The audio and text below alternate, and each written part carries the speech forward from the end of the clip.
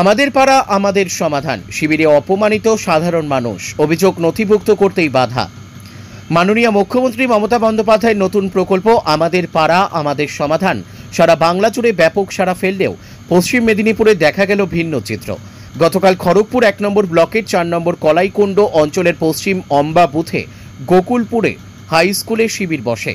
সেখানে পাড়ার একটি রাস্তা মেরামতের জন্য অভিযোগ নথিভুক্ত করতে গেলে প্রধান বুথ থেকেই স্থানীয় এক বাসিন্দাকে অপমান করে বের করে দেওয়া হয়।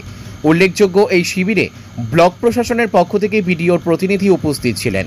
অভিযোগকারীর দাবি, সরকারি এই প্রকল্প কিছু নেতানেত্রীর আচরণের কারণে নষ্ট হচ্ছে, ফলে সাধারণ মানুষ কোথায় যাবেন সেই প্রশ্নই বড় হয়ে উঠেছে। শিবিরে রাখা অভিযোগ বক্সের কাছেও কাউকে যেতে দেওয়া হয়নি, ফলে কোনো সমস্যাই নথিভুক্ত করা সম্ভব হয়নি।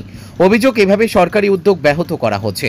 স্থানীয়রা ঊর্ধ্বতন কর্তৃপক্ষের কাছে দ্রুত ব্যবস্থা নেওয়ার আবেদন জানিয়েছেন এবং দাবি তুলেছেন যেন রাস্তা দ্রুত মেরামত করা হয়। ব্যুরো রিপোর্ট, আমাদের টিভি। আমার পাড়া আমার সমাধান, এই যে উন্নয়ন জোয়ারটা যে দিদি সরকার যে চালিয়েছে, প্রত্যেকটা বুথে বুথে যে ১০ লাখ টাকা যে দিয়েছে এলাকা উন্নয়নের জন্য, সেই উন্নয়নটা কি আমরা এই রাস্তায় দেখতে পাবো? এই দেখো আমার পিছনে রাস্তাটা দেখুন কীরকম অবস্থা আছে। এই যে এখনো পর্যন্ত আজকের যুগে আমাদের কাঁচা রাস্তা যাতায়াত করতে হচ্ছে, এই রাতে যতটুকু মেরামতি, সে আমরা ইট পাটকেল দিয়ে রাবিশ দিয়ে যাহা করে যাতায়াত করছি, কি কষ্টে যাতায়াত করছি, বাচ্চারা যে কি কষ্টে স্কুল যাচ্ছে, সে আজ আমরা গতকাল যে পাড়া শুনানিতে গিয়েছিলাম, যে প্রধান উপপ্রধান আমাদের সাথে মিসবিহেভ করেছে, তারও ভিডিও হচ্ছে। তিনারা বলছেন কোনো সমস্যা, তোমরা বাইরে বেরিয়ে যাও। আমরা কি এলাকার বাসিন্দা নয়? আমরা কি সরকারের লোক নয়? আমাদের কোনো অধিকার নেই? আমাদের সমস্যা নেই? আমরা সেই সমস্যা কাকে জানাবো? আমরা সেই জানাতেই গেছিলাম, কিন্তু তারা আমাদের সঙ্গে মিসবিহেভ করছে, বলে গেট আউট, এখান থেকে বেরিয়ে যাও। তো এইটাই শোনার জন্য আমরা গিয়েছিলাম। আপনি দেখুন এই যে পিছনের রাস্তার জন্য আমরা কেন গিয়েছিলাম, এই রাস্তার কন্ডিশন দেখুন, এই যে জল জমে আছে, এই যে বেড়া ফেলা হয়ে রাস্তা থেকে বেরিয়ে যাচ্ছে। এইটা একটা দিন ৪০ ফুট রাস্তা ছিল, এখন ৮-৯ ফুটে দাঁড়িয়েছে।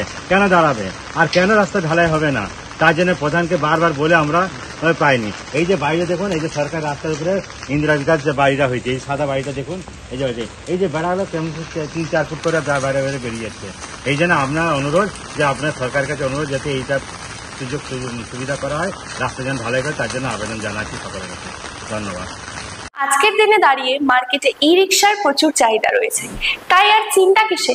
সঠিক মানের ই রিক্সা ব্যাটারি এবং নতুন ই রিক্সা কিনতে হলে আজই চলে আসুন আমাদের ধূপগুড়ির রিয়া এন্টারপ্রাইজের শোরুমে। এখানে পেয়ে যাবেন ই রিক্সার লিথিয়াম ব্যাটারি এবং রয়েছে দুটো ফিনান্স কোম্পানিতে লিথিয়াম ব্যাটারি কেনার সুবর্ণ সুযোগ। বাজাজ ফাইন্যান্স দিচ্ছে স্বল্প সুদে ব্যাটারি কেনার সুবর্ণ সুযোগ।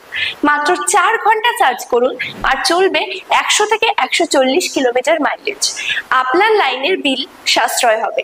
এছাড়াও এখানে স্পেয়ার পার্টস এবং ব্যাটারি পেয়ে যাবেন একদম সুলভ মূল্যে। এগুলো সব পাবেন আপনার সুপরিচিত ডিলার রিয়া এন্টারপ্রাইজ ধূপগুড়িতে। তাই সহজ কিস্তির মাধ্যমে আপনারা আজই নিয়ে যান ব্যাটারি এবং ই রিক্সা।